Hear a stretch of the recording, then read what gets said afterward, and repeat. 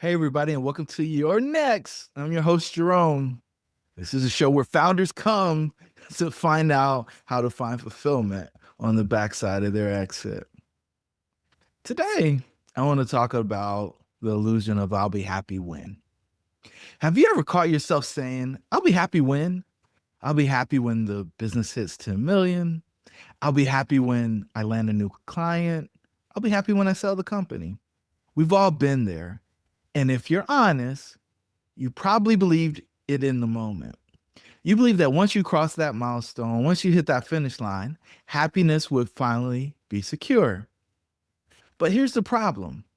How many times have you actually hit those milestones only to feel the same nagging restlessness? The finish line moved.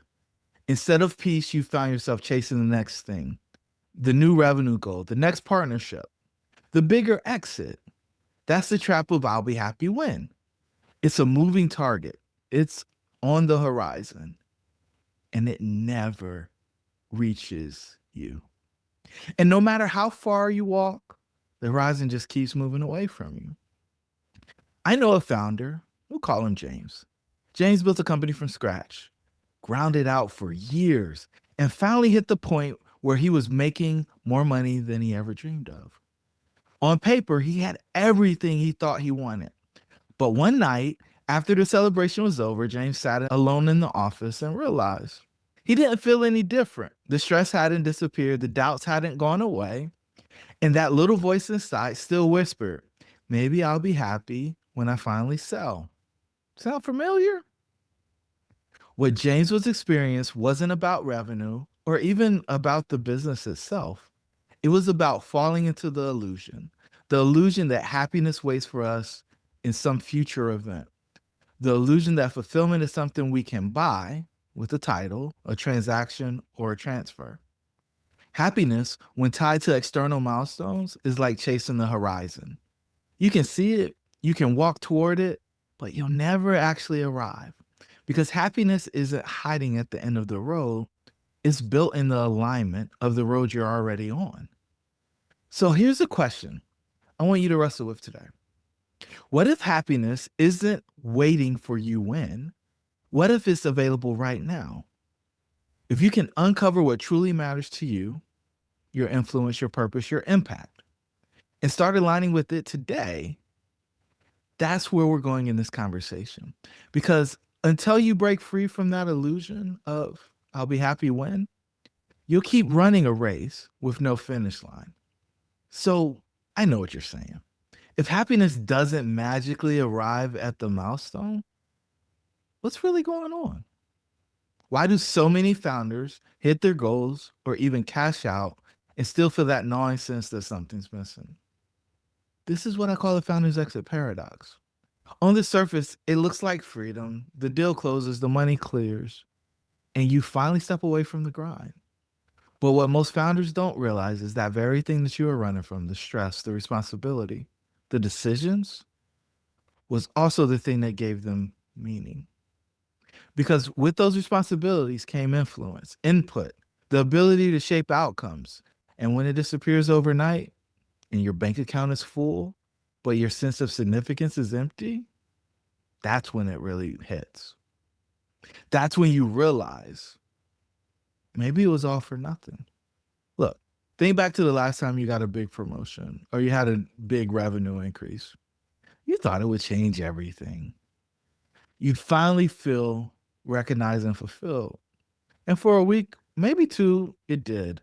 But soon enough, the shine wore off because the title, the new client, or the revenue didn't actually touch the deeper question. Do I feel influential, purposeful, aligned? That's the same trap we fall into as founders.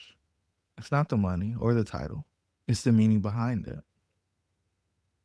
I know a founder who sold his company for an 8-figure check. On paper, he had won the game. But a few months later, he told me, I thought I wanted freedom, but I didn't realize I'd lose my voice. What he missed wasn't the stress, it was the influence. The weight his decisions carried, the way people looked at him to set the direction. Without that, he felt invisible. That's the exit paradox in real life. Here's another way to think about this. Imagine you're driving a car that feels uncomfortable. The seat hurts, the AC is bad. You think if you just switch cars, I'll be comfortable. But if you don't know what actually makes you comfortable, lumbar support, leg room, a quiet ride, you could switch cars and still be miserable.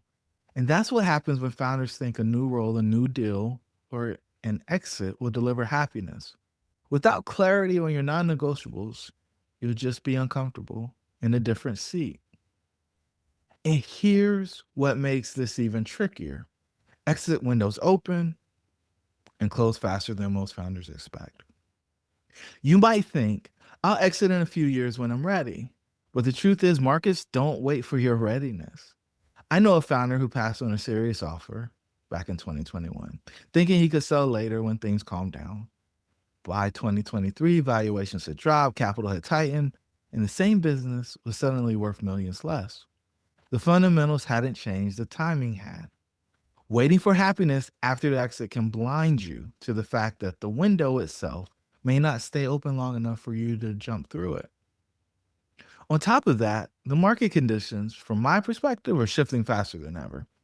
Interest rates, buyers' appetite, access to capital, these can swing in 12 to 24 months. What looks like a seller's market today can become a buyer's market tomorrow. It's like surfing. You don't create the wave, you ride it when it comes.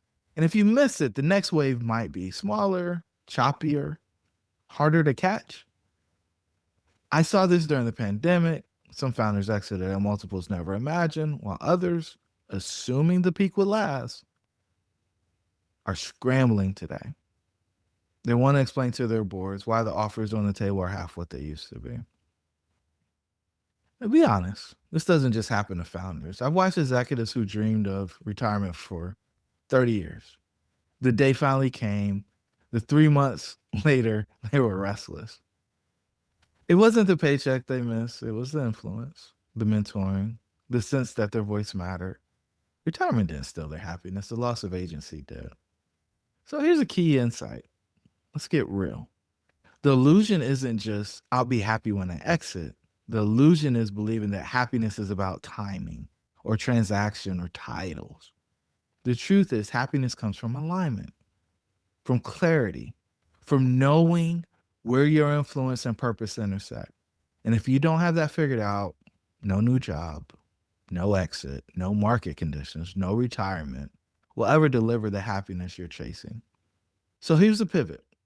The opposite of I'll be happy when is this: I can create happiness now by aligning my life with what matters most. I can create happiness now by aligning with what matters most. You don't need to wait for the perfect deal, the perfect market, or the perfect timing. You can design fulfillment today. Here are 3 questions I want you to wrestle with, maybe even journal on after this episode. 1, what are my non negotiables? What are the activities, the environments, or relationships that consistently make me feel alive in my work and in my life? Second one, where do I feel most influential? Is it mentoring the next generation, shaping strategy, vision casting for the future? If you don't know this, you'll keep chasing roles that strip away your voice. And then the third one, what would I still want to do if the titles and money and the deals disappeared? Strip it all away. What really matters? That's the seed to a sustainable fulfillment. Now, you may be wondering, are those 3 questions enough? And the answer is probably not, but they'll get you started. This is why structure matters. In my work with founders, we use tools like the Next framework and the 6 centers of doubt to help unpack these questions before you're standing at the exit. Because here's the danger.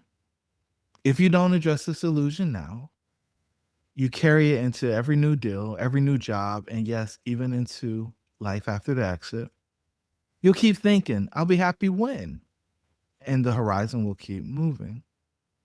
I've seen founders who broke this illusion early, who clarified their non negotiables, who knew where they needed influence, who aligned their post exit lives with their values.